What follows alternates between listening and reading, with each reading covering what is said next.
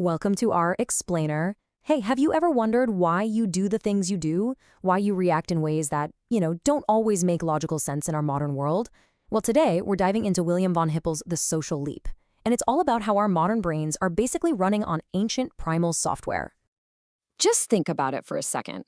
Maybe you're walking through a perfectly safe park at dusk or down a quiet street. And even though your rational mind knows you're fine, your heart starts pounding, you get that feeling on the back of your neck. Where does that come from? The author himself tells this amazing story. He was on vacation with his son on this beautiful island, having the time of their lives sandboarding. But on the walk back, as soon as they entered a dark patch of woods at twilight, all that joy just vanished and was replaced by this sudden, overwhelming terror. And there was literally no danger around. So if that sounds familiar, it's not just you. You're not being irrational. What you're feeling is an echo. It's a ghost from our evolutionary past, a holdover from millions of years ago when walking into a dark forest meant something entirely different for our ancestors. Okay, so let's chase down that ghost. To really understand where it comes from, we have to jump in a time machine and go way, way back. Back to a single, massive environmental event that kicked everything off and completely changed our species' destiny. All right, so picture this. 6 or 7 million years ago, our distant chimp-like ancestors are living pretty comfortable lives up in the rainforest canopies of Africa. But then, the Earth itself starts to change. Huge tectonic shifts form the East African Rift Valley, and this completely alters the climate. The lush, dense forests start to shrink, and in their place, you get these vast, wide-open savannas. And this is where Von Hippel just nails it with this quote. It perfectly captures the situation. Our ancestors weren't some brave pioneers setting out to conquer a new world. No, they were basically refugees, forced out of their homes because the trees literally disappeared from under them. So this expulsion from the trees was, you could argue, the single most important event in human history. It threw us out of our comfort zone and onto the flat, dangerous ground. And that set the stage for total transformation that we had to make or die. And this is the absolute core idea of the book, The Social Leap. See, out there on the open savanna, we were slow, we were weak, we were basically a walking buffet for every predator out there. Our only chance, and I mean our only chance, was to make a radical shift from trying to survive as individuals to cooperating as a group. And you really can't overstate how massive this change was. We flipped the script. We went from being prey to becoming predators. Our most important skill was no longer climbing, it was cooperating.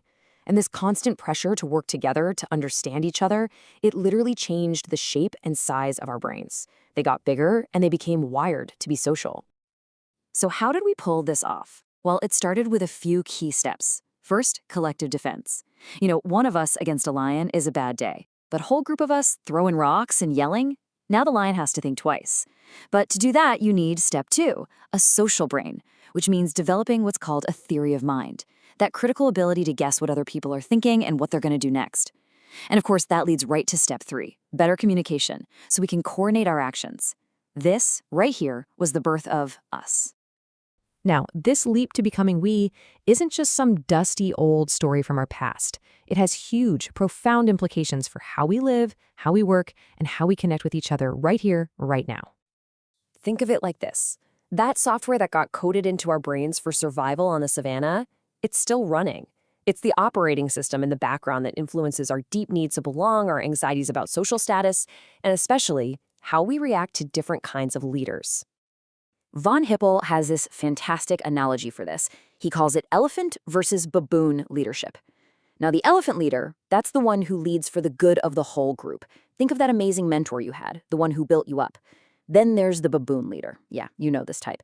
They lead through fear, intimidation, and dominance, all for their own personal gain. That's the boss who takes credit for your work.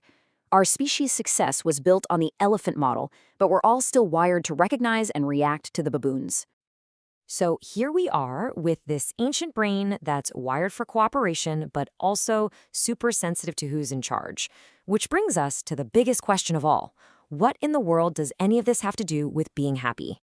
Well, according to the book, most of us have the whole idea of happiness completely backward. We think of it as the goal, right? The destination. But it's not. The book argues that happiness is actually a tool.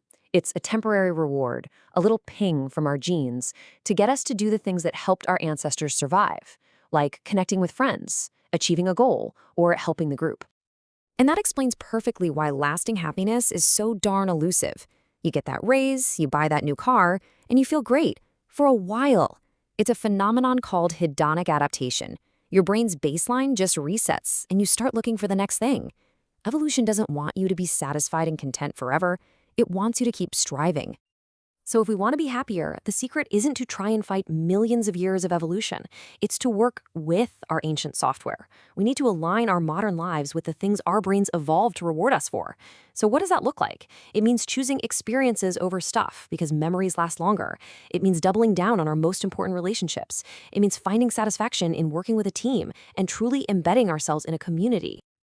So really, the big takeaway here is pretty straightforward. We can't change our evolutionary wiring, but what we can do is understand it. True, sustainable satisfaction doesn't come from chasing fleeting pleasures. It comes from honoring our deep, hardwired social nature. And that leaves us with one final thought.